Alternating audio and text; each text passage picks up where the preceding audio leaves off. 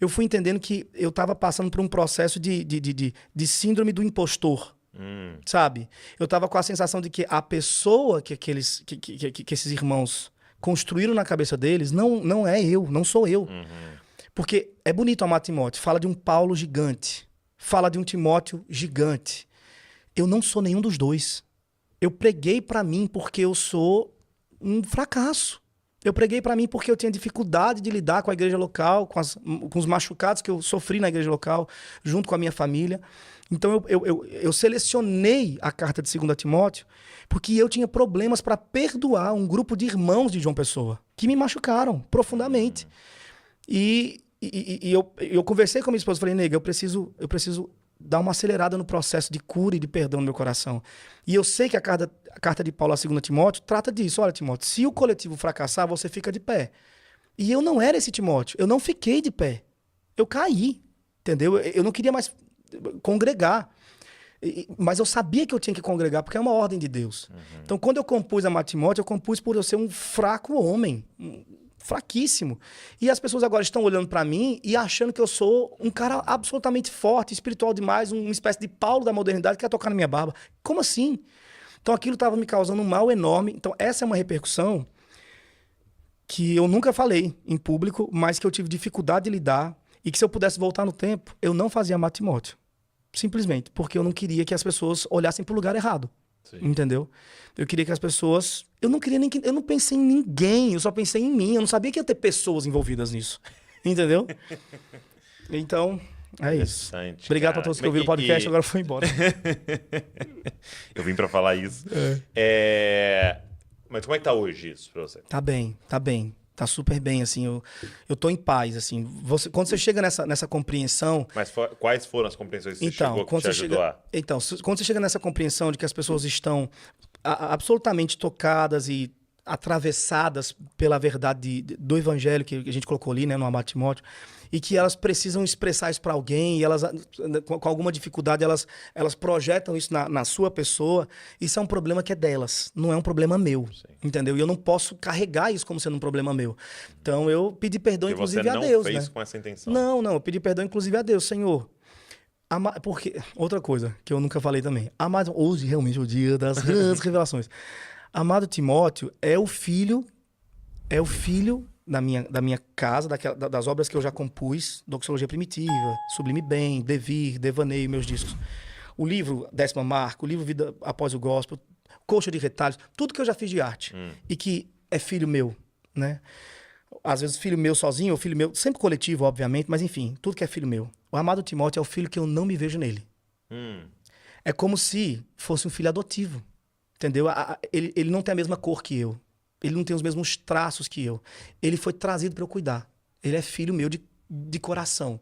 Eu tenho a impressão de que, quando eu olho para a doxologia, todo mundo que comenta sobre a doxologia fala exatamente o que eu planejei. Caramba, a Doxologia Primitiva é um disco que, meu Deus, cantando música do Novo Testamento. Parabéns, Marco, que da hora, que do caramba. Então, os comentários estão dentro daquilo que eu planejei para o Doxologia.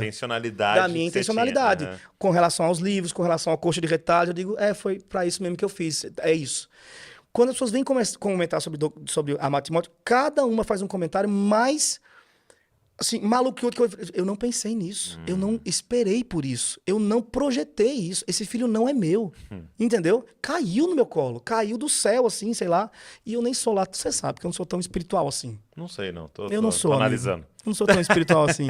Eu tenho dificuldade com coisas muito místicas. Entendi. Entendeu? É uma dificuldade minha. Né? Eu estava um dia conversando com o pastor Paulo Borges, né? A gente estava num Zoom.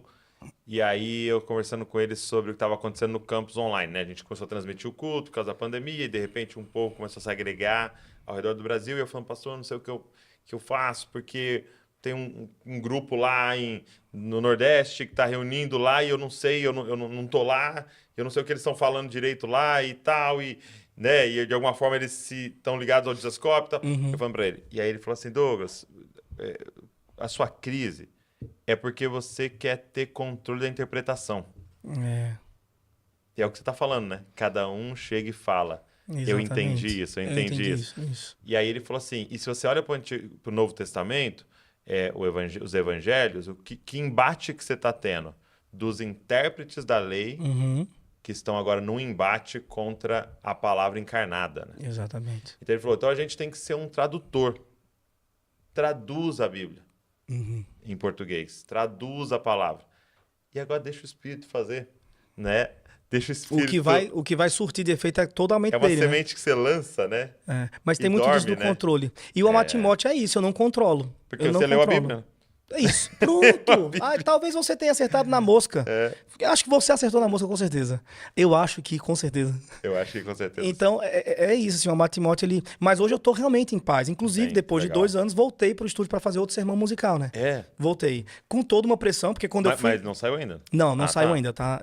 Terminei de compor. Pode falar qual é? Posso sim, já anunciei. Eu tô fazendo um sermão musical em cima de Estevão. O discurso é a morte dele. Tá sendo bem bacana, tá sendo lindo o processo, assim.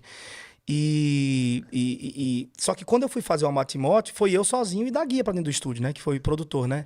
Então a gente foi junto pra dentro do estúdio, só tinha nós dois. E nossas piadas, nossos risos, nossas lamúrias, nossos lamentos, nossas crises, a gente foi compondo, escrevendo, fazendo e a coisa aconteceu.